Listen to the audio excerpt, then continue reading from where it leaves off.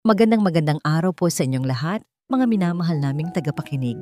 Muli, isang karangalan na samahan kayo sa isa na namang paglalakbay ng puso't isipan. Ako po ang inyong lingkod at sana'y nasa mabuti kayong kalagayan saan man kayo naroroon sa mundo.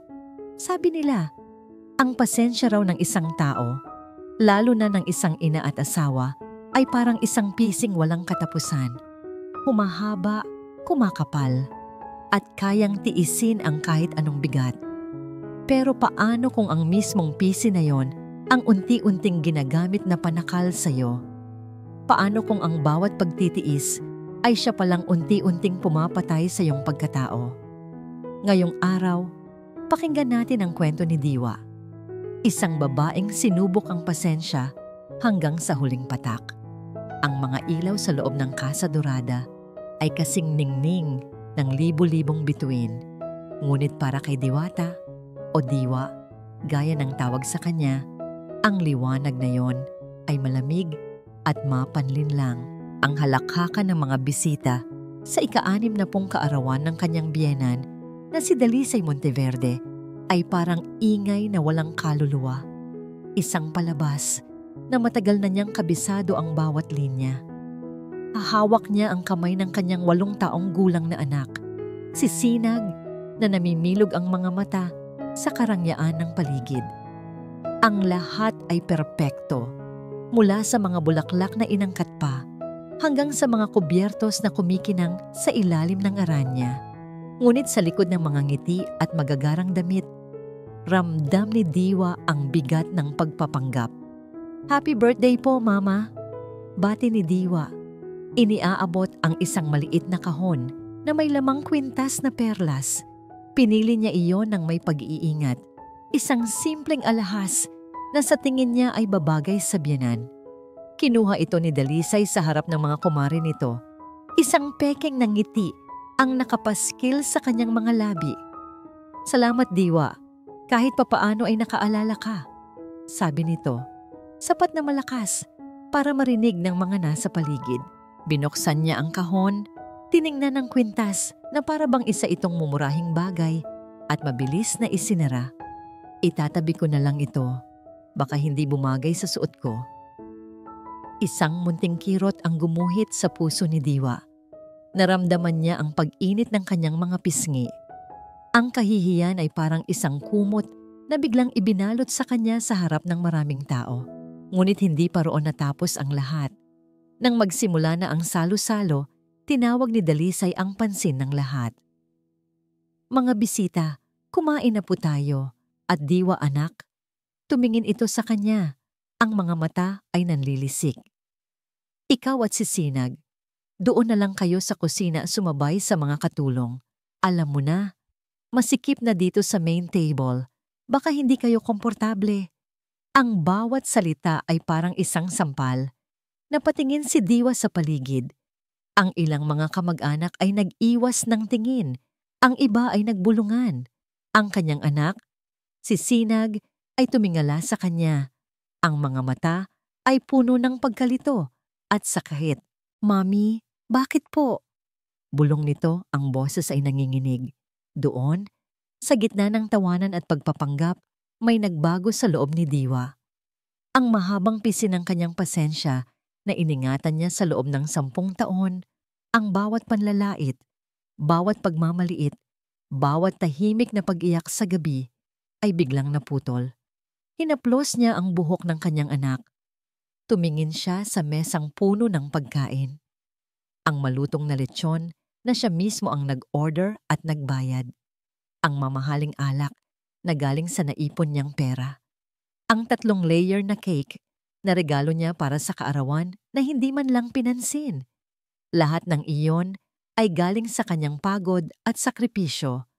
Ang mga mata niya ay hinanap ang kanyang asawa. Si Lino. Nakita niya itong nakatayo sa isang sulok, nakikipag-usap sa isang pinsan. Nagtama ang kanilang mga mata sa isang saglit. Nagmamakaawa ang mga mata ni Diwa. Humihingi ng kahit isang salita ng pagtatanggol. Ngunit ang ginawa lang ni Lino ay umiwas ng tingin at bahagyang magkibit balikat. na para bang sinasabing, pagbigyan mo na lang si Mama. Iyon na yon. Iyon na ang huling patak. Dahan-dahang tumayo si Diwa, hinawakan ng mahigpit ang kamay ni Sinag.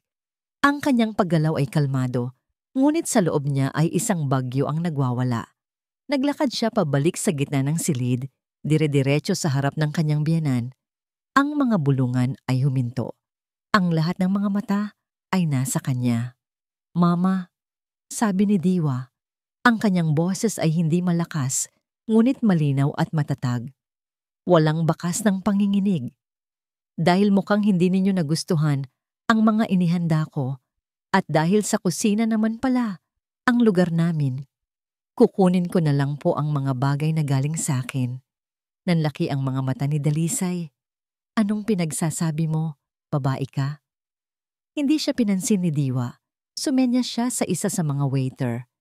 Pakikuha po ng lechon at yung 2 kahon ng alak sa tabi noon at yung cake. Pakiimpake na rin. Babayaran ko ang abala ninyo. Aalis na kami. Isang nakabibinging katahimikan ang bumalot sa kasadurada. Ang mga bisita ay napanganga. Si Lino ay natigilan. Hindi makapaniwalang nakatingin sa kanyang asawa. Wala kang hiya. Sigaw ni Dalisay, nanginginig sa galit. Ngumiti si Diwa, isang ngangiting hindi umabot sa kanyang mga mata. Ngayon lang po ba ninyo napansin? Matagal nyo na pong kinuha sa akin yan. Hinila niya ang kanyang anak at nagsimulang maglakad palayo. Walang sino man ang pumigil sa kanya. Dinaanan niya si Lino, ngunit hindi niya ito tinapunan ng kahit isang sulyap. Para sa kanya, ang lalaking iyon ay isa na lamang anino. Habang tinatahak nila ang mahabang pasilyo palabas, narinig niya ang mga sigaw sa likuran niya, ngunit hindi na siya lumingon. Nang bumukas ang malaking pinto at lumabas sila sa malamig na hangin ng gabi, huminga ng malalim si Diwa. Sa unang pagkakataon, sa loob ng maraming taon, naramdaman niyang malaya siya. Ngunit habang isinasara ng gwardiya ang dambuhalang gate ng Casa Dorada sa kanilang likuran, at habang nakatayo sila sa gilid ng madilim na kalsada, niyakap siya ni Sinag. Doon lamang napagtanto ni Diwa ang katotohanan. Hawak niya ang kalayaan, ngunit hawak din niya ang kawalan. Mayroon lamang siyang kaunting pera sa kanyang pitaka at isang anak na kailangan niyang protektahan. Ang tanong ay bumulong sa kanyang isipan, kasabay ng malamig na ihip ng hangin. Saan sila ngayon pupunta? Ang unang pinuntahan nila ay isang maliit na motel sa kabilang bayan. Yung tipo ng lugar na may mga ilaw na kumukuti-kutitap at pangalang madaling makalimutan. Ito lang ang kaya ng perang nasa pitaka ni Diwa. Ang dating marangyang buhay na kahit paano'y kanyang kinagisnan ay napalitan ng isang kwartong amoy luma at may isang bintanang nakatanaw sa maingay na kalye. Pagkapasok nila, agad na niyakap ni Sinag ang kanyang binti. Ang munting katawan ay nanginginig pa rin. Mami, dito po ba tayo matutulog? Babalik pa po ba tayo doon kina Lola? Tanong nito. Ang boses ay basag at puno ng takot. Umupo si Diwa sa gilid ng kama at kinandong ang anak. Hinaplos niya ang buhok nito. Pilit na pinapakita ang katatagan na hindi niya nararamdaman. Dito muna tayo, anak. Huwag kang mag-alala. Kasama mo naman si Mommy, di ba? Hindi kita pababayaan. Pero po, galit po si Lola. Galit din po ba si Daddy? Ang tanong na yon ay parang tinik na bumara sa kanyang lalamunan. Ano ang isasagot niya? Na ang ama nito ay isang duwag na hinayaang laitin at ipahiya ang sarili niyang pamilya? Na mas pinili nitong manahimik kaysa ipagtanggol sila? Hindi galit si Daddy, anak. Pagsisinungaling niya, kasabay ng paghalik sa noo nito. Pagod lang tayong lahat. Matulog ka na, ha? Bukas, mag-uusap tayo ulit. Pinatulog niya si Sinag, kinantahan ng paborito nitong Oyayi, hanggang sa humimbing ang paghinga nito. Ngunit nang si Diwan na lang ang gising sa katahimikan ng gabing iyon, Nagsimulang bumuhos ang lahat ng kanyang kinikimkim na takot. Tinitigan niya ang kisame na may mga bitak at inisip ang 10 taon ng kanyang buhay na inilaan sa pamilyang yon. Naalala niya ang unang araw niya sa Casa Dorada, puno ng pangarap at pag-asa. Inakala niyang ang pagpapakasal kay Lino ang katuparan ng lahat. Ngunit unti-unti, ang mga pangarap na yon ay nilamon ng mapait na katotohanan. Ang bawat puna ni Dalisay sa kanyang pagluluto, sa kanyang pananamit, sa kanyang pagpapalaki kay Sinag, ang bawat pag-iwas ng tingin ni Lino sa tuwing kailangan niya ito, napapikit siya. Bakit hindi siya umalis noon pa? Bakit niya tiniis ang lahat? Dahil sa pag-asang magbabago pa ang lahat. Dahil sa takot na masira ang pamilya. Pero ngayong gabi, habang nakahiga sa isang estrangherong kama, napagtanto niyang matagal nang wasak ang pamilyang pinaglalaban niya. Ang katahimikan sa kwartong ito, kahit nakakabingi, ay mas payapa kaysa sa ingay ng mansyon na puno ng pagpapanggap. Sa unang pagkakataon, naramdaman niya ang kapayapaan sa gitna ng kawalan. Kinabukasan, nagising siya sa sikat ng araw na tumatama sa kanyang mukha. Naramdaman niya ang pag-asa, isang maliit na kislap sa gitna ng kadiliman. Ngunit habang pinagmamasdan niya ang mahimbing na natutulog na si Sinag, tumunog ang kanyang telepono. Si Lino. Nagdalawang isip siya kung sasagutin ba ito. Ngunit sa huli, ay pinindot din niya ang accept. Diwa, nasaan kayo? Umuwi na kayo, parang awa mo na. Pinapahiya mo ako sa buong pamilya. Bungad nito, ang boses ay puno ng pagkataranta, hindi ng pag-aalala. Napahiya ka? Malamig na tugon ni Diwa. Ako at ang anak mo ang ipinahiya ninyo kagabi. Lino, pinabayaan mo kaming tratuhin na parang basura. Alam mo naman si Mama, di ba? Ganun lang talaga yon. Umuwi na kayo. Pag-usapan natin to. Wala na tayong dapat pag-usapan, matigas na sabi ni Diwa. Hindi na ako babalik. Hindi na kami babalik. Ibinaba niya ang tawag bago pa man makasagot si Lino. Nanginginig ang kanyang mga kamay, ngunit buo ang kanyang loob. Habang sinusubukan niyang pakalmahin ang sarili, isang pamilyar na tunog ang narinig niya mula sa kanyang telepono. Isang ping, na hudyat ng isang text message. Galing yon sa bangko. Isang transaction alert. You have successfully transferred PHP 500,000 now. Send from your joint account ending in HO to the account of DM on November 17, 2025. Napatitig si Diwa sa screen. 500,000 piso? Kagabi? Imposible. Hindi siya gumawa ng ganoong transaksyon. Pinindot niya ang detalye. Umaasang nagkamali lang siya ng basa. Ngunit naroon pa rin. Ang petsa ay kagabi. Sa oras ng party. Ang pangalan ng nakatanggap ay malinaw. Kahit pa pinaikli lang. DM. 2 letra lang. Ngunit para itong isang suntok sa sikmura ni Diwa. Paulit-ulit na umikot sa isip niya ang mga letrang yon. Kasabay ng pagtibok ng kanyang puso na tila gustong kumawala sa kanyang dibdib. Dalisay, Monteverde. Ang hininga ni Diwa ay tila naubos. Ang kalayaang naramdaman niya kanina ay biglang napalitan ng isang nakakakilabot na hinala. Ang pagtataksil na natikman niya kagabi ay simula pa lang pala. May mas malalim, mas madilim na sikretong nagkukubli sa likod ng lahat at pakiramdam niya, malapit na niya itong matuklasan. Kinabukasan, maagang gumising si Diwa. Mayroon ng isang malinaw na plano sa kanyang isipan. Isang planong isinilang mula sa malamig na takot at nagbabagang galit na dulot ng text message mula sa bangko. Matapos ihatid si Sinag sa isang maliit na daycare center malapit sa kanilang tinutuluyan, isang desisyong mahirap, ngunit kailangan, dumiretso siya sa pinakamalapit na branch ng kanilang bangko. Ang lamig ng aircon sa loob ng bangko ay tila gumapang sa kanyang balat, ngunit hindi nito kayang palamigin ang determinasyon sa kanyang puso. Pumila siya, at nang matawag ang kanyang numero, humarap siya sa teller na may pilit na ngiti. Good morning, ma'am. I would like to request a bank statement for our joint account. Sabi niya, ang boses ay kalmado at professional. For the past 2 years, please. Tumango ang babaeng teller, kinuha ang kanyang ID at sinimulan ang proseso. Habang naririnig ni Diwa ang ritmikong tunog ng printer, bawat pag-imprenta ay parang isang dagok sa kanyang dibdib. Ano ang matutuklasan niya? Ang 500,000 ay malaki na. Ngunit meron siyang pakiramdam na iyon ay dulo lamang ng isang malaking yelo. Ilang minuto ang lumipas at inilapag ng teller ang isang makapal na pligo ng mga papel sa counter. Here you go, ma'am. Ang bigat ng mga papel sa kanyang kamay ay parang bigat ng buong mundo.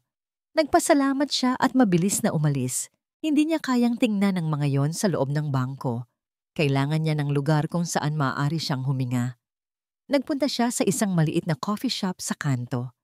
Umorder siya ng kape na hindi niya naman ininom. Sa isang mesa sa sulok, inilatag niya ang mga bank statement. Huminga siya ng malalim at sinimulan ang pag-usisa. Ang unang ilang buwan ay normal. Mga bayarin sa kuryente, tubig, tuition ni sinag, groceries. Ngunit pagdating sa kalagitnaan ng unang taon, nagsimula ang mga kahina-hinalang transaksyon. 100,000, 200,000. Mga halagang inilipat sa iisang account. Ang account ni DM. Hindi ito minsanan lang. Ito ay isang pattern. Tuwing 3 buwan may malaking halagang nawawala. Ginamit ni Diwa ang dala niyang highlighter at minarkahan ang bawat isa. Habang dumadami ang dilaw na marka sa mga papel, lalong naninikip ang kanyang dibdib. Ang perang pinaghirapan nila, ang ipon na dapat ay para sa kinabukasan ni Sinag, ay tahimik na inuubos. Ito pala ang dahilan kung bakit palaging sinasabi ni Lino na mahina ang negosyo o kailangang maghigpit ng sinturon nang biglang may tumayo sa harap ng kanyang mesa. Diwa, nag-angat siya ng tingin. Si Lino, ang mukha nito ay gusot. Ang mga mata ay namumugto. Paano siya nito nahanap? Anong ginagawa mo dito? Tanong ni Diwa. Ang boses ay walang emosyon. Kanina pa kita tinatawagan. Nag-aalala ako. Umuwi na tayo, please. Ayusin natin to. Pagmamakaawa nito, akmang hahawakan ang kanyang kamay. Iniwas ni Diwa ang kamay niya. Dahan-dahan, kinuha niya ang mga papel na puno ng marka at inilapag ito sa gitna ng mesa, sa pagitan nilang dalawa. Ito ba ang aayusin natin, Lino? Napatingin si Lino sa mga bank statement. Nakita niya ang mga dilaw na marka. Bigla siyang namutla. Ang kaninang pagmamakaawa sa kanyang mukha ay napalitan ng pagkagulat at takot. Sa saan mo nakuha yan? Nauutal niyang tanong. Sa bangko. Saan pa ba? Sagot ni Diwa. Ipaliwanag mo, Lino. Ano to? Saan napunta ang halos 2 milyong piso sa loob ng 2 taon? Nag-iwas ng tingin si Lino. Hindi siya makatingin ng diretso sa mga mata ni Diwa. Hindi mo maiintindihan. Subukan mo, marising sabi ni Diwa. Huminga ng malalim si Lino, tila nag-iisip ng sasabihin. I-investment yan, Diwa. Isang business investment ni Mama. Sikreto lang dapat. Para i-surprise ka sana natin kapag lumago na. Malaki ang babalik sa atin. Tiwala ka lang. Isang business investment. Ang mga salita ay lumabas sa bibig ni Lino na parang isang masamang biro. Tinitigan ni Diwa ang asawa, ang lalaking pinangakuan niya ng habambuhay. Nakita niya ang pagsisinungaling sa mga mata nito, ang kawalan ng katotohanan sa bawat kibot ng kanyang mga labi. Hindi sumigaw si Diwa, hindi siya umiyak. Isang nakakapangilabot na kapayapaan ang bumalot sa kanya. Talaga? Anong klaseng investment ang kailangang ilihim sa akin pero alam ng buong bangko? Basta, magtiwala ka na lang sa akin, Diwa. Ibabalik din ni Mama ang pera. Doble pa, giit ni Lino. Ang boses ay tumataas na. Kinuha ni Diwa ang kanyang mga gamit at tumayo. Tapos na akong magtiwala, Lino. Iniwan niya si Lino na tulala sa coffee shop, kasama ang mga papel na naglalaman ng kanilang mga kasinungalingan. Pagbalik niya sa motel, pagod na pagod ang kanyang isip at puso. Ngunit alam niyang hindi pa ito ang katapusan. Nang gabing iyon, habang mahimbing na natutulog si Sinag sa kanyang tabi, muling tumunog ang kanyang telepono.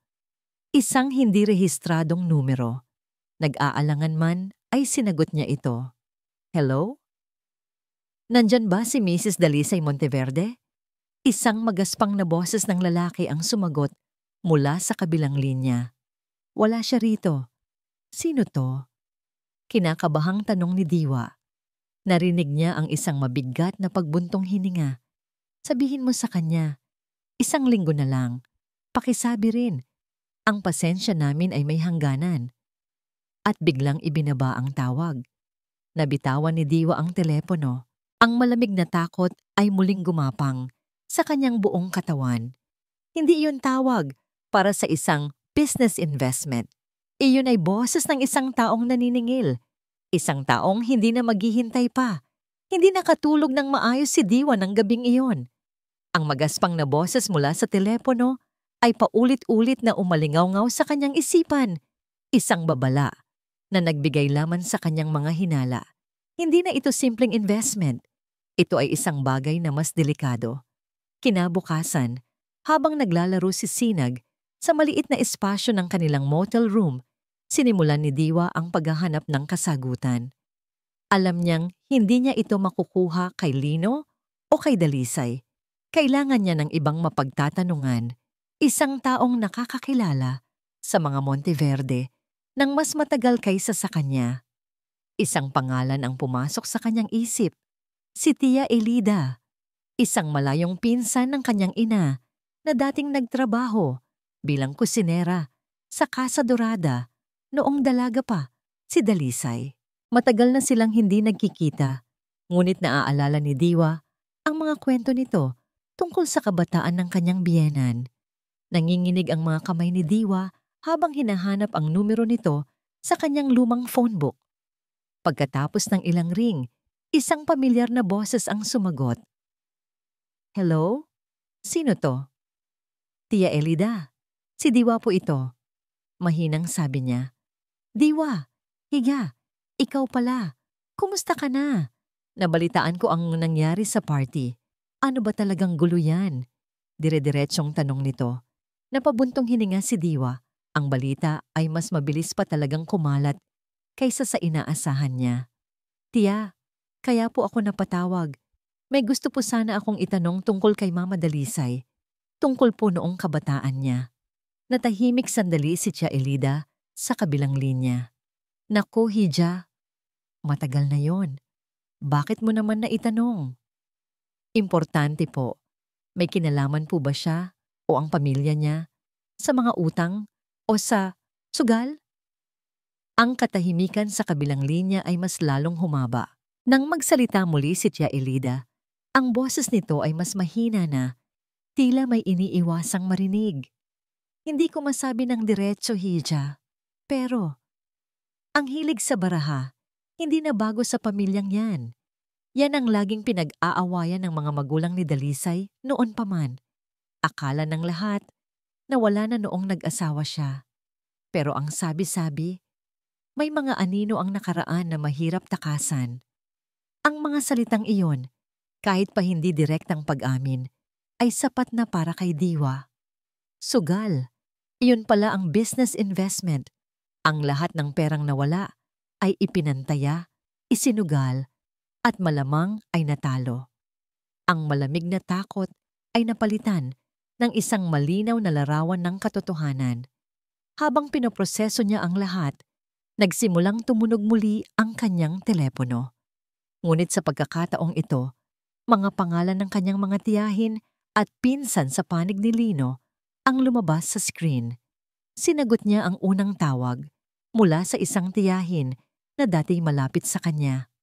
Diwa, anong kalokohan ang ginawa mo?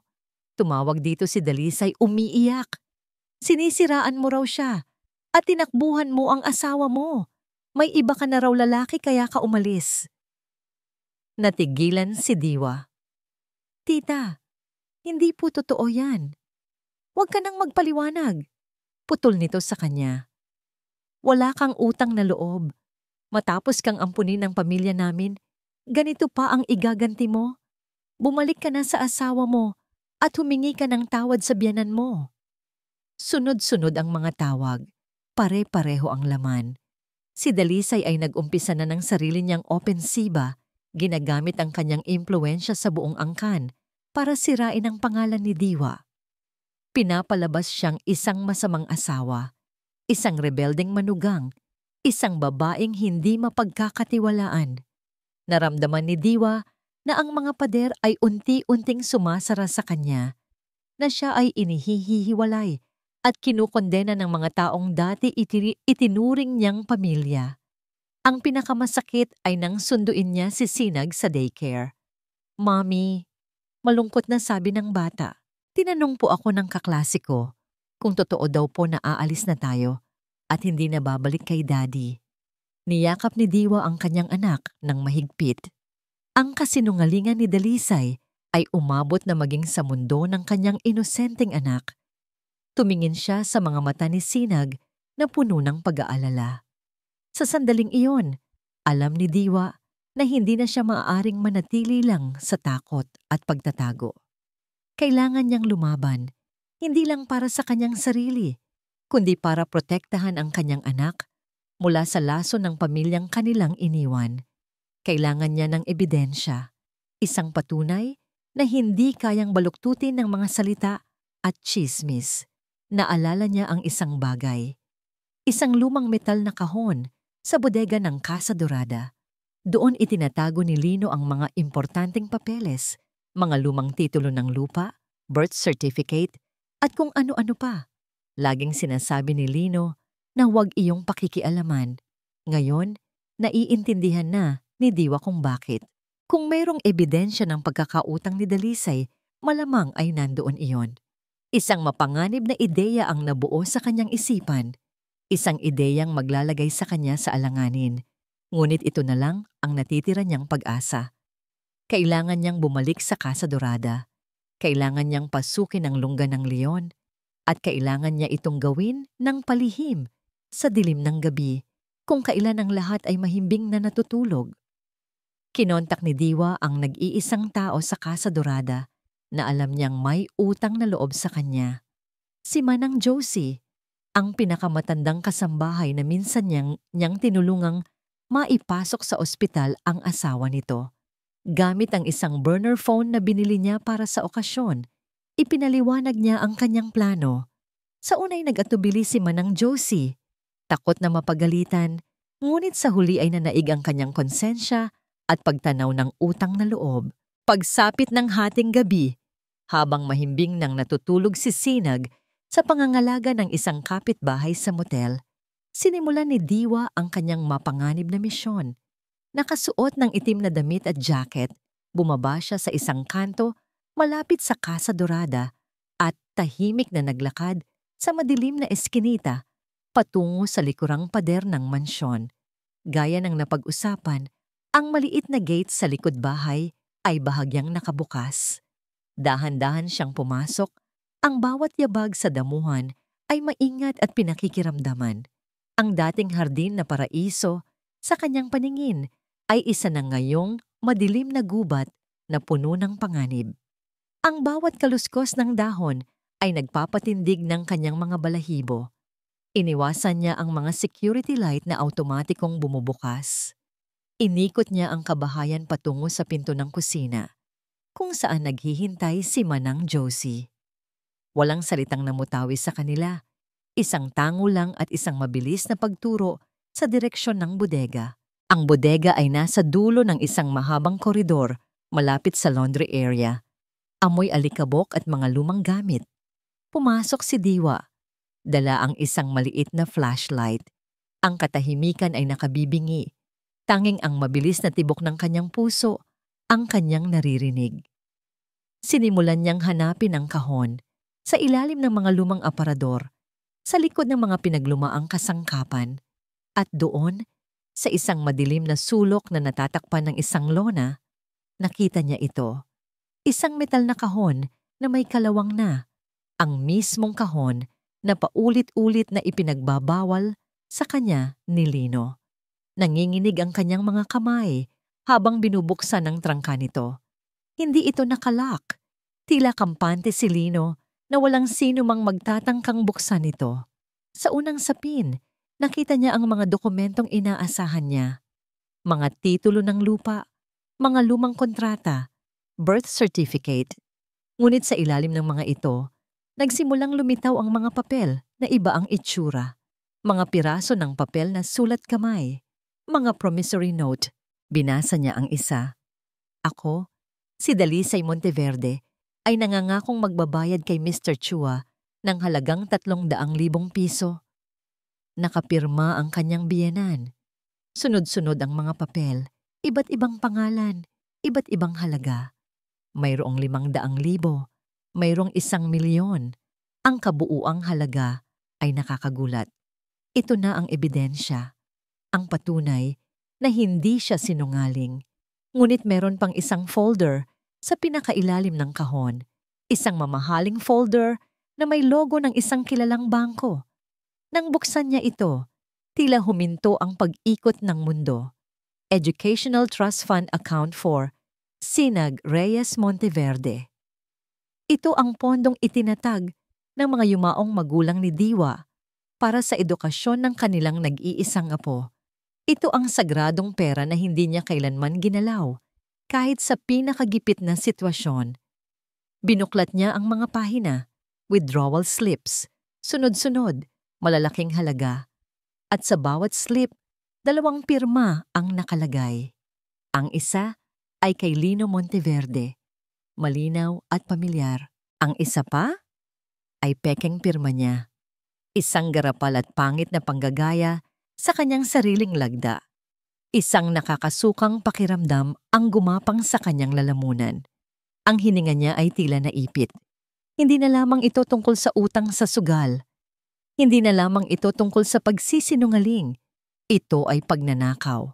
Pagnanakaw sa kinabukasan ng sarili nilang anak. Ang lalaking minahal niya, ang ama ng kanyang anak, ay hindi lamang isang duwag.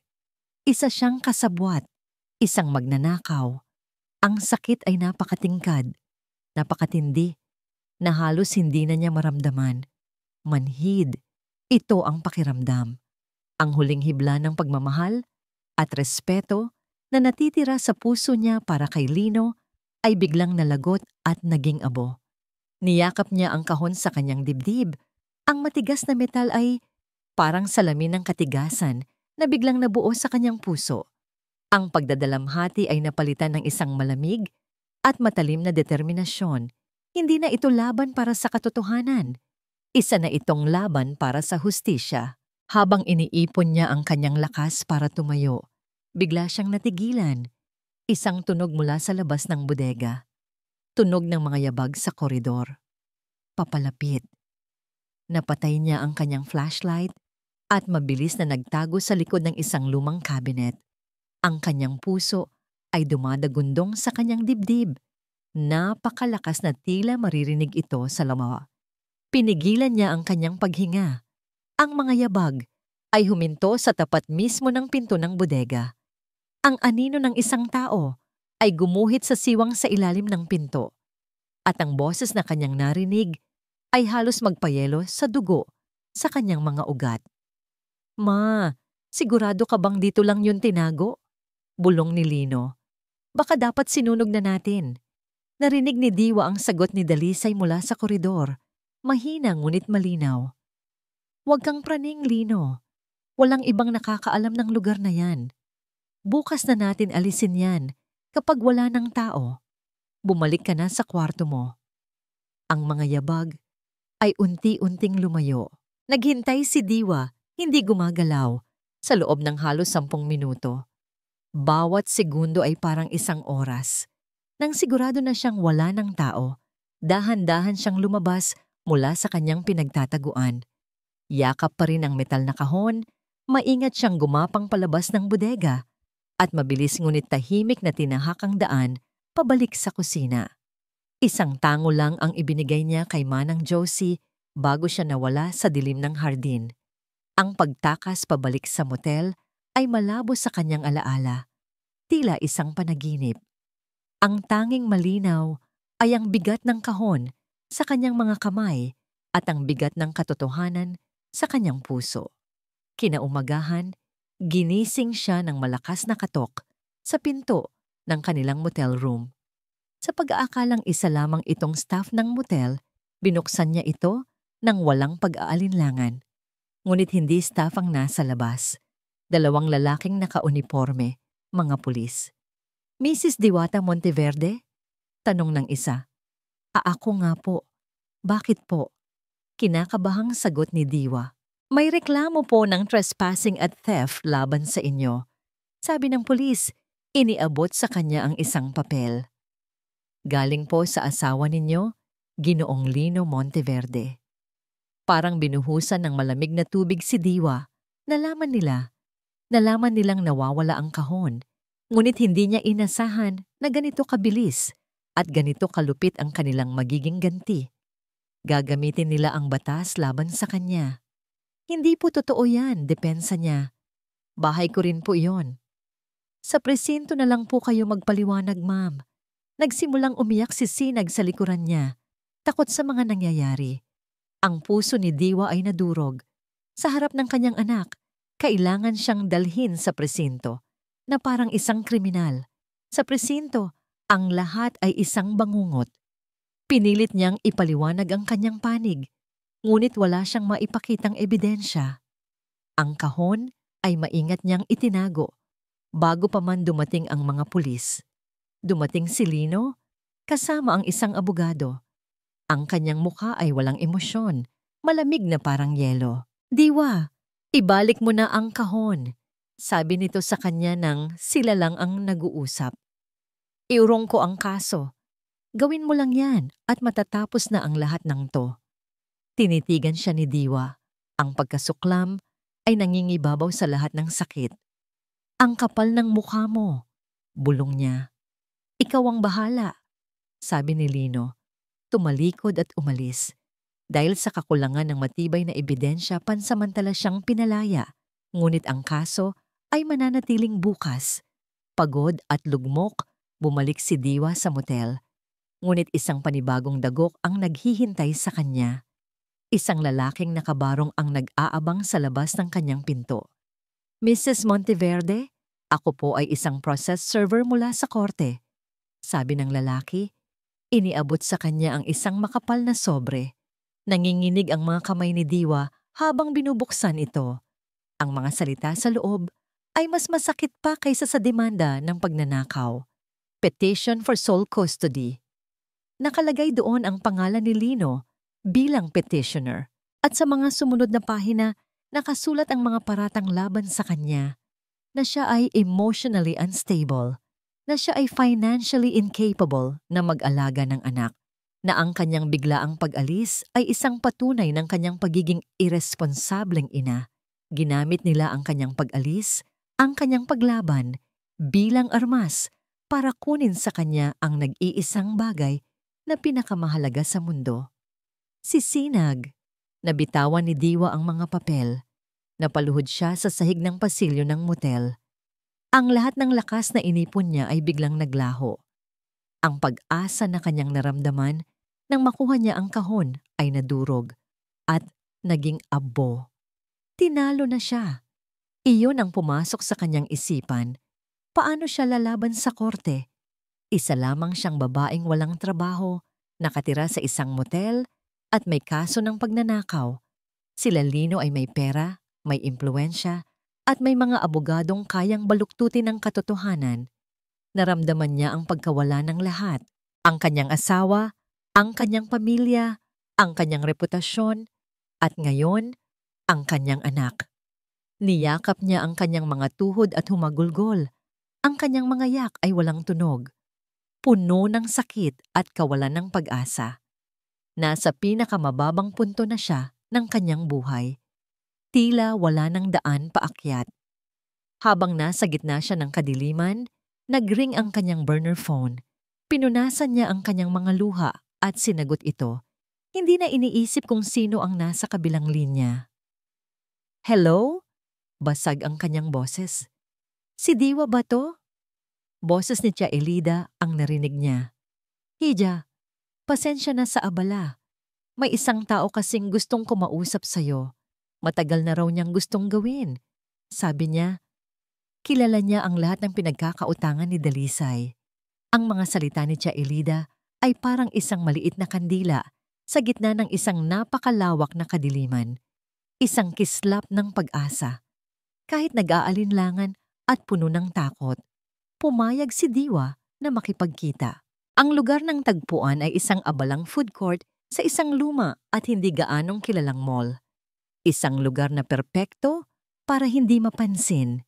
Habang papalapit si Diwa sa napag-usapang mesa, bumibilis ang tibok ng kanyang puso. Paano kung isa itong patibong? Paano kung tauhan ito ni Dalisay? Ngunit wala na siyang ibang pagpipilian. Kailangan niyang sumugal.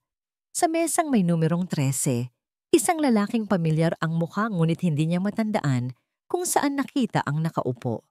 Nakatalikod ito sa karamihan, nakasuot ng simpleng t-shirt at baseball cap. Nang maramdaman nito ang kanyang pagdating, dahan-dahan itong lumingon. Mrs. Monteverde? Tanong ng lalaki. Ang boses nito ay kalmado, ngunit may bakas ng pag-aalala. Tumango si Diwa at umupo sa tapat niya. Sino po kayo? Inalis ng lalaki ang kanyang cap. Ngayon ay naaalala na niya. Ito ang anak ni Ji Chua, ang isa sa mga pinakamalapit na kaibigan ng yumaong ama ni Lino, isang taong madalas nilang makasalamuha sa mga handaan noon. Anton ang pangalan nito. Anton Chua, pagpapakilala niya. Pasensya na kung biglaan, pero nang malaman ko mula sa isang kamag-anak ninyo ang sitwasyon mo, naisip kong kailangan na nating mag-usap. Bakit? Nagtatakang tanong ni Diwa. Huminga ng malalim si Anton, at sa kanyang mga mata, nakita ni Diwa ang isang pamilyar na bigat. Ang bigat ng isang taong problemado. Ang tatay ko, si Ji Chua, ay isa sa mga pinagkakautangan ni Mrs. Monteverde. Parang isang piraso ng puzzle na biglang lumapat sa isipan ni Diwa. Ang pangalang Mr. Chua ay isa sa mga nasa promissory note na nakita niya sa kahon. Ang pera ng pamilya namin, ang ipon na dapat ay para sa expansion ng aming negosyo, ipinautang ni Papa sa kanya. Pagpapatuloy ni Anton, ang pait ay halata sa kanyang boses. Ang pangako niya ay investment na may malaking tubo. Pero 2 taon na, puro pangako lang ang bumabalik. Ngayon, halos bagsak na ang negosyo namin dahil sa kanya. At hindi lang kami, Mrs. Monteverde, marami kami. Sa unang pagkakataon, naramdaman ni Diwa na hindi siya nag-iisa sa laban na ito. May mga iba pang biktima, mga pamilyang sinira ng kasakiman at pagkagumo ni Dalisay. May mga ebidensya ako, sabi ni Diwa. Ang boses ay nagkakaroon na ng kumpiyansa. Mga promissory note. Ngumiti si Anton, isang malungkot na ngiti. Ang mga papel na yan ay madali niyang maitatanggi. Sasabihin niyang pinilit lang siya o peke ang mga ito. Ang kailangan mo ay isang bagay na hindi niya kayang itanggi. May inilabas si Anton mula sa kanyang bag, isang maliit na USB flash drive. At inilapag ito sa mesa. Nandyan ang mga recording ng pag-uusap nila ni Papa sa telepono. Mga text messages niya na nagmamakaawang bigyan pa siya ng palugit, malinaw na pag-amin sa utang. Tinitigan ni Diwa ang flash drive. Ito na. Ito na ang sandatang kailangan niya. Pero meron pa, dagdag ni Anton. At ang kanyang boses ay naging mas seryoso. Nalaman naming may binabalak si Mrs. Monteverde. Magpapatawag siya ng isang malaking family gathering ngayong Sabado. Ang dahilan? Manghihiram ulit siya ng pera sa mga kamag-anak ninyo gamit ang parehong kwento ng business investment. Biglang naging malinaw ang lahat kay Diwa. Ito na ang pagkakataon. Hindi sa korte kung saan magastos at mabagal ang laban, kundi sa mismong entablado ni Dalisay sa harap ng mga taong gusto niyang lokohin. Ano ang plano? Tanong ni Diwa. Ang kanyang mga mata ay nag-aalab na sa determinasyon. Ito ang gagawin natin, sabi ni Anton. Pumunta ka sa handaan na yon. Kapag nagsimula na siyang magsalita at magdrama, ilabas mo ang lahat ng ebidensya. Ang mga promissory note, ang laman ng USB na ito. At habang ginagawa mo yon, sisiguraduhin kong darating kami. Ako, ang tatay ko, at ang iba pang pinagkakautangan niya. Sisingilin namin siya sa harap ng buong pamilya niya. Isang mapanganib, ngunit perpektong plano. Isang plano na wawasak sa lahat ng kasinungalingan ng mga Monteverde sa isang gabi lamang. Pag-uwi ni Diwa sa motel, ang bigat sa kanyang dibdib ay napalitan ng isang kakaibang lakas. Hindi na siya ang biktimang umiiyak sa isang sulok. Isa na siyang mandirigmang naghahanda para sa huling laban. Kinagabihan, habang tinitingnan niya ang mga files sa USB, isang mensahe ang pumasok sa kanyang telepono, galing kay Lino. Diwa, magkakaroon kami ng munting salo-salo sa Sabado. Isang family meeting. Para na rin sana ito sa atin. Para magkaayos. Para kay Sinag. Sana makapunta ka. Ang pagkukunwari sa mensahe ay halos magpatawa kay Diwa. Isang imbitasyon sa sarili niyang paghuhukom. Hinawakan niya ang telepono. Ang kanyang mga daliri ay hindi na nanginginig. Puno ng tapang. Nagtipa siya ng kanyang sagot. Sige Lino, darating ako. At isasama ko ang katotohanan. Ang gabi ng Sabado ay dumating. Ang hangin sa labas ng Casa Dorada ay malamig, ngunit sa loob ni Diwa, isang apoy ang naglalagablab. Nakatayo siya sa labas ng malaking pinto. Suot ang isang simpleng pulang bestida, isang kulay na pinili niya para sa tapang. Hawak niya ang isang itim na sobre at sa loob nito, ang lahat ng ebidensyang wawasak sa pamilyang minsan niyang minahal. Huminga siya ng malalim at pumasok. Ang sala ay puno ng mga kamag-anak ng mga Monteverde. Ang parehong mga mukha na humusga sa kanya, ilang araw lang ang nakalipas ay naroon, nagbubulungan habang siya'y dumadaan. Nginitian niya sila. Isang nangiting hindi umabot sa kanyang mga mata at umupo sa isang bakanting silya sa sulok. Nakita niya si Lino, nakatayo sa tabi ng kanyang ina. Ang mukha ni Dalisay ay puno ng pag-aalala, ngunit nang makita niya si Diwa, isang ngiting mapanlait ang sumilay sa labi nito. Tila sinasabing nanalo na siya. Tumingin si Diwa kay Lino, ngunit ito'y nag-iwas ng tingin. Nagsimula ang family meeting. Tumayo si Dalisay sa gitna, ang kanyang mga mata ay nagluluhana. Isang perpektong pag-arte. Mga kapamilya. Simula ni Kya, ang boses ay nanginginig. Nagpatawag ako ng pagtitipon na ito dahil ang ating pamilya ay dumaraan sa isang matinding pagsubok. May isang napakagandang oportunidad sa negosyo, isang once-in-a-lifetime opportunity na mag-aangat sa ating lahat. Ngunit kailangan ko ng tulong ninyo. Kailangan ko ng puhunan para masimulan ito. Nagpatuloy siya sa pagkukwento ng mga kasinungalingan, mga pangarap na yaman at kaunlaran. Ang ilang mga tiyahin at tiyuhin ay nagsimula nang magpakita ng interes. Ang kanilang mga mata ay kumikinang sa pag-asang kikita sila ng malaki. Tumingin si Dalisay kay Diwa. Kahit ang manugang kong si Diwa, na nagkaroon kami ng hindi pagkakaunawaan, ay narito para sumuporta. Sabi niya, puno ng pagkukunwari. Diwa anak, alam kong naiintindihan mo kung gaano ito kahalaga sa kinabukasan ng pamilya, lalo na para kay Sinag. Ito na ang hudyat. Dahan-dahang tumayo si Diwa, ang katahimikan sa silid ay tila lalong lumalim. Ang lahat ng mga mata ay muling napunta sa kanya. Opo, Mama. Naiintindihan ko po, kalmadong sabi ni Diwa. Naiintindihan ko po kung gaano kahalaga ang kinabukasan ni Sinag. Kaya po nagdala ako ng sarili kong kontribusyon para sa investment ninyo. Naglakad siya papunta sa gitna. Kinuha niya ang mga papeles mula sa sobre. Ang unang kontribusyon ko po ay itong mga kopya ng bank statement. Ipinapakita dito ang halos 2 milyong pisong investment na kinuha ninyo mula sa ipon namin ni Lino. Ibinigay niya ang mga kopya sa kanyang mga tiyuhin. Ang mga bulungan ay nagsimula. Namutla si Dalisay. Ano ang kalokohan ito? Hindi pa po ako tapos. Pagpapatuloy ni Diwa, hindi siya pinapansin.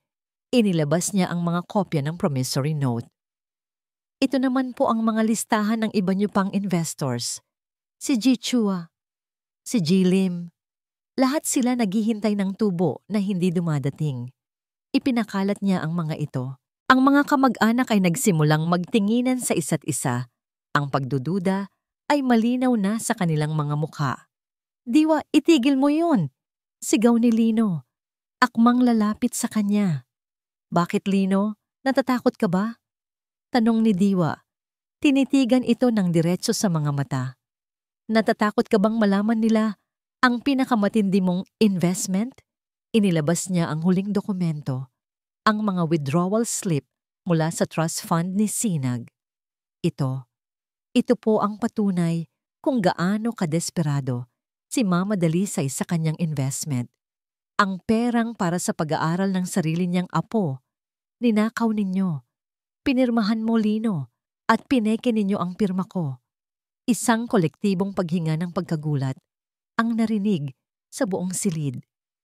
Si Dalisay ay napahawak sa kanyang dibdib, tila hindi makahinga. Mga sinungaling, sigaw niya. Gawa-gawa niya lang ang lahat ng yan. At sa mismong sandaling iyon, bumukas ang malaking pinto ng Casa Dorada. Pumasok si Anton Chua kasama ang kanyang ama na naka-wheelchair at 3 pang lalaking may mabibigat na mukha. Ang mga totoong investors. Dalisay, sabi ni Ji Chua. Ang boses ay mahina, ngunit puno ng bigat. Tapos na ang palugit. Nasaan ang pera namin? Ang eksena ay naging isang kaguluhan. Ang mga kamag-anak ay nagsimulang magtanong. Ang mga pinagkakautangan ay nagsimulang maningil. Ang lahat ng kasinungalingan ay bumagsak na parang isang bahay na gawa sa baraha. Sa gitna ng lahat ng ito, si Dalisay Monteverde, ang dating reyna ng Casa Dorada, ay napaluhod sa sahig. Ang kanyang katawan ay nanginginig sa kahihiyan at pagkatalo. Walang salitang lumabas sa kanyang bibig. Tumingin si Diwa kay Lino sa huling pagkakataon. Nakatayo lang ito, tulala. Parang isang estatwang gawa sa asin, nakatingin sa pagguho ng lahat ng kanyang pinrotektahan. Sa mga mata nito, wala nang galit o pagtatanggol. Tanging ang walang laman na pagtanggap ng isang matinding pagkatalo. Hindi na naramdaman ni Diwa ang galit. Hindi na rin ang sakit. Tanging isang uri ng awa. Tahimik siyang tumalikod at naglakad palabas. Walang pumigil sa kanya. Habang papalayo siya sa ingay at gulo ng Casa Dorada, naramdaman niya ang pag-angat ng isang napakabigat na pasanin mula sa kanyang mga balikat. Tapos na. Sa wakas, tapos na ang lahat. 1 linggo ang lumipas mula sa gabing iyon. Ang gabing tinawag ng mga kamag-anak nila na ang paghuhukom sa Casa Dorada. Ang mga pangyayari ay kumalat na parang apoy sa kanilang buong angkan at sa kanilang maliit na komunidad. Ang pangalang Monteverde, na dati simbolo ng yaman at respeto, ay naging simbolo na ngayon ng kahihiyan at pagkakasala. Nakatanggap si Diwa ng isang tawag mula sa abogado ni Lino. Hindi na sila lalaban sa kaso ng kustodiya. Pumapayag na si Lino sa lahat ng kanyang kondisyon. Mabilis at tahimik ang naging proseso ng kanilang legal separation. Nagkita sila sa huling pagkakataon sa opisina ng abogado para pirmahan ang mga huling dokumento. Pumasok si Diwa sa silid at nakita niya si Lino na nakaupo na, nakayuko. Nag-angat ito ng tingin nang pumasok siya. Ang dating kumpiyansa at yabang sa tindig nito ay wala na. Ang nakita ni Diwa ay isang lalaking pagod, talunan, at mas matanda ng 10 taon kaysa sa kanyang edad. Walang salitang namagitan sa kanila. Tanging ang kaluskos lamang ng mga papel at ang tunog ng pluma habang pumipirma. Nang matapos ang lahat, tumayo na si Diwa para umalis. Diwa buwa, tawag ni Lino, ang boses ay garalgal. Patawad! Huminto si Diwa sa tapat ng pinto, ngunit hindi siya lumingon. Pinapatawad kita, Lino. Mahina niyang sagot. Hindi para sa'yo, kundi para sa akin. Para sa kapayapaan ko. Mag-ingat ka. At tuluyan na siyang umalis. Isinasara ang pinto sa kabanata ng kanyang buhay na may pangalang Lino Monteverde. Nabalitaan na lamang niya mula kay Tia Elida ang mga sumunod na nangyari. Ipinagbili ang Casa Dorada para mabayaran ang lahat ng pagkakautang ni Dalisay. Ang dating mansyon na puno ng pagpapanggap ay nabili ng isang bagong pamilya. Si Dalisay ay nagkasakit dahil sa matinding stress at depresyon. Si Lino naman ang naiwang nag-aalaga rito. Pasa ng bigat ng mga pagkakamali ng kanyang ina at ng sarili niyang kaduwagan. Ang dating gininto ang pamilya ay naging abo na lamang ng nakaraan. Sa kabilang banda, nagsimula namang mamukadkad ang buhay para kay Diwa at Sinag. Gamit ang perang nakuha niya mula sa kanilang settlement, ang kanyang bahagi sa conjugal properties at ang buong halaga ng ninakaw mula sa trust fund ni Sinag. Humanap sila ng isang maliit ngunit maaliwalas na apartment sa isang tahimik na lugar. Ang unang gabi nila sa kanilang bagong tahanan ay simple lang. Kumain sila ng pizza sa sahig habang nagtatawanan. Walang malaking mansyon, walang kumikinang na aranya, walang mga katulong. Sila lang dalawa. At para kay Diwa, iyon ang pinakamasayang gabi sa loob ng maraming taon. Mommy, I love our new house. Sabi ni Sinag habang iginuguhit ang kanilang munting pamilya. Isang larawan niya at ng kanyang ina na magkahawak kamay sa ilalim ng isang malaking araw.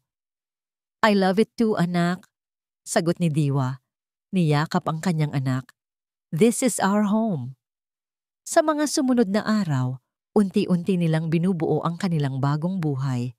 Nag-enroll si Diwa sa isang short course sa baking, isang pangarap na matagal na niyang isinantabi. Natuklasan niyang ang pagsunod sa mga recipe at ang pagmamasa ng harina ay isang uri ng terapya. Ang bawat cake at tinapay na lumalabas sa kanyang oven ay simbolo ng isang bagong simula, isang bagay na matamis at gawa sa kanyang sariling mga kamay. Isang hapon, habang naglalakad sila pauwi mula sa parke, tumunog ang telepono ni Diwa. Si Lino. Ito ang unang pagkakataon na tumawag ito mula noong nagpirmahan sila. Nag-atubili siya, ngunit sinagot din ito. Hello? Diwa, kumusta na kayo? Tanong ni Lino, ang boses ay puno ng pag-aalinlangan. Ayos lang kami, Lino. Masaya. Natahimik ito sandali.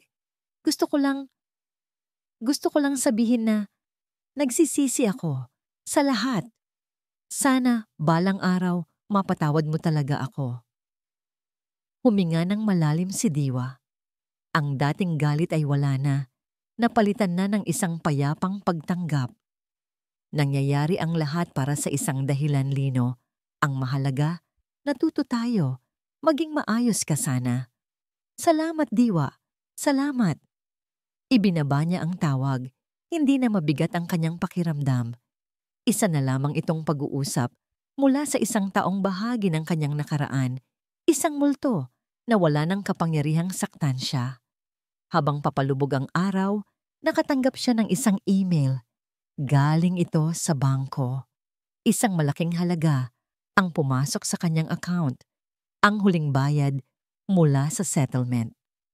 Ngayon, may sapat na siyang puhunan para simulan ang maliit na negosyo na kanyang pinapangarap. Tumingin siya sa labas ng bintana sa papalubog na araw na nagbibigay kulay kahel sa kalangitan. Tapos na ang mahabang gabi ng kanyang buhay at alam niya sa kaibuturan ng kanyang puso na bukas, isang bagong araw ang sisikat. 6 na buwan ang mabilis na lumipas. Sa isang maliit at kaakit-akit na kalye sa bayan, isang bagong pwesto ang nagbukas. Mayroon itong pangalang nakapinta sa isang kahoy na karatula. Diwa's Delights. Sa loob, ang amoy ng bagong lutong tinapay, kape, at matatamis na cake ay sasalubong sa sinumang papasok. Ito ang pangarap ni Diwa na ngayon ay isa ng katotohanan.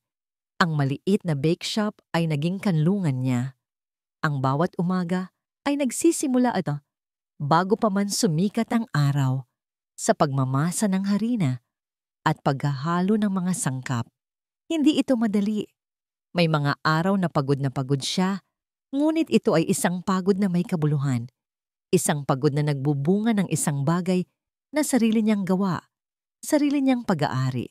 Ang kanyang pinakamagaling na katulong ay walang iba kundi si Sinag. Pagkatapos ng klase, didiretso ito sa bake shop, mag-aayos ng mga cupcake sa display at maglalagay ng mga sticker sa mga kahon. Ang tawa ng kanyang anak ang pinakamatamis na musika sa kanyang munting tindahan. Isang hapon, habang abala si Diwa sa pagdekorasyon ng isang birthday cake, pumasok ang isang customer. Nang mag-angat siya ng tingin, bahagya siyang natigilan. Si Anton Chua. Anton? Nakangiting bati ni Diwa. Anong nagawa mo dito? Narinig ko sa balita na may pinakamasarap na ensaymada raw dito. Biro nito, kailangan kong patunayan. Nagtawanan sila. Naging mabuting kaibigan ni Diwa si Anton. Paminsan-minsan, dumadalaw ito para kumustahin sila at para suportahan ang kanyang negosyo. Ito ang kanyang naging tulay sa pagbangon. Kumusta na ang papa mo? Tanong ni Diwa habang inihahanda ang order nito. Mabuti na. Unti-unti nang nakakabawi ang negosyo. Salamat sa'yo. Sagot ni Anton. Kung hindi dahil sa tapang mo, baka lahat kami ay nalubog na kasama nila. Ngumiti lang si Diwa. Ang salitang tapang ay tila bago pa rin sa kanyang pandinig. Ngunit unti-unti na niya itong tinatanggap bilang bahagi ng kanyang pagkatao. Habang nag-uusap sila, mula sa salaming bintana ng kanyang tindahan, natanaw ni Diwa ang isang pamilyar na anino sa kabilang kalsada. Si Lino. Nakatayo ito roon, payat at tila naliligaw. Pinagmamasdan ng kanyang bake shop mula sa malayo. Nagtama ang kanilang mga mata sa isang saglit. Nakita ni Diwa ang lungkot at panghihinayang sa mukha nito. Ngunit sa halip na umiwas, bahagya siyang tumango. Isang tango ng pagkilala, hindi ng paanyaya. Isang tango na nagsasabing, nakikita kita. Bahagi ka ng nakaraan ko at ayos na ako. Mabilis na tumalikod si Lino at naglakad palayo, na wala sa karamihan ng tao. Ayos ka lang? Tanong ni Anton, na napansin ang kanyang pagtigil. Tumingin si Diwa sa kanya at sa unang pagkakataon, isang tunay at payapang ngiti ang gumuhit sa kanyang mga labi. Oo, Anton, ayos na ayos lang ako. Nang magsara ang tindahan ng gabing iyon, umupo si Diwa sa labas kasama si Sinag, kumakain ng natirang chocolate crinkles. Tumingala sila sa langit na puno ng mga bituin. Mami, sabi ni Sinag, mas masaya na po tayo ngayon. No? Hinaplos ni Diwa ang buhok ng kanyang anak. Oo, anak, mas masaya tayo ngayon. Sa sandaling iyon, napagtanto ni Diwa ang tunay na kahulugan ng kaligayahan. Hindi ito nasa laki ng bahay o sa dami ng pera. Hindi ito nakasalalay sa pagpapatunay ng iyong halaga sa ibang tao. Ang tunay na kaligayahan ay nasa kapayapaan ng loob, nasa kakayahang bumangon mula sa pagkadapa, nasa pagmamahal ng isang anak, at higit sa lahat, nasa pagtuklas na ang pinakamahalagang pag-ibig ay ang pag-ibig na ibinibigay mo sa iyong sarili. Ang babaeng dating si Diwa, ang aninong natatakot magsalita, ay matagal nang wala. Ang babaeng nakaupo ngayon sa ilalim ng mga bituin ay si Diwata, isang diyosa ng kanyang sariling munting mundo, isang reyna ng kanyang sariling masayang kaharian. Tumingin siya sa maliwanag na karatula ng kanyang bake shop sa pangalang sumisimbolo sa kanyang diwa at kaluluwa. Huminga siya ng malalim, nilanghap ang matamis na hangin ng gabi at niyakap ang kanyang bagong simula. Ang araw ay sumikat na para sa kanya at ang liwanag nito ay mas maningning kaysa sa inaasahan niya. At dito nagtatapos ang kwento ni Diwata. Isang kwentong nagpapatunay na kahit gaano kadilim ang gabi, laging may pagsikat na naghihintay. Ang aral na iniiwan sa atin ng kwento ni Diwa ay ang kahalagahan ng pagtindig para sa ating sarili. Minsan, sa kagustuhan nating buuin ang iba, hindi natin namamalayang tayo na pala ang unti-unting nawawasak. Ngunit hindi pa huli ang lahat para bumangon. Ang pagpapatawad ay mahalaga, ngunit ang pinakamahalagang kapatawaran ay ang ibinibigay natin sa ating sarili, ang pagpapatawad na nagbibigay daan sa atin na magsimulang muli at hanapin ang kaligayahang tunay na para sa atin. Maraming salamat po sa inyong walang sawang pagsubaybay sa kwento ni Diwa. Naway napulutan ninyo ito ng inspirasyon. Ano po ang masasabi ninyo sa kanyang naging desisyon at anong uri naman ng kwento ang gusto ninyong marinig sa susunod? I-comment lamang po sa ibaba. Ang inyong mga saloobin ay mahalaga sa amin. Hindi dito nagtatapos ang ating paglalakbay. Marami pa pong kwentong kasing ganda at mas puno ng aral dito sa aming channel. Kung nagustuhan nyo ang kwentong ito, i-like, i-share sa pamilya at mga kaibigan at mag-subscribe na rin para lagi kayong updated sa mga susunod pa naming kwento. I-click nyo ang notification bell para kayo ang unang makarinig kapag may bago kaming upload. Pagpalain po kayo ng Panginoon, kayo at ang inyong buong pamilya. Hanggang sa muli,